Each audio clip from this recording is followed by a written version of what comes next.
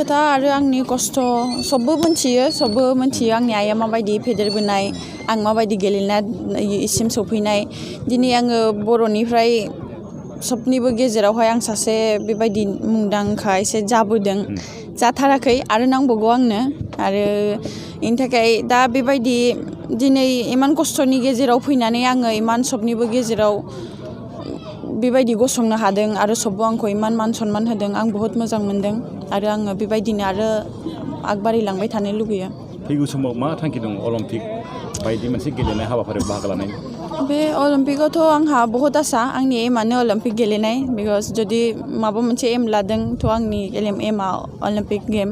आं बिनि थाखाय बहुत सेस्था खालामगोन अलिम्पिक गेलेनो थाखाय बहुत टाफ अलिम्पिक गेम होमबाबो आङो गावनि 100% होनानै सेस्था खालामगोन खेबसे नङा खेबबेसे नाजानायनि थांखि लादों नामा खनसेयाव हाया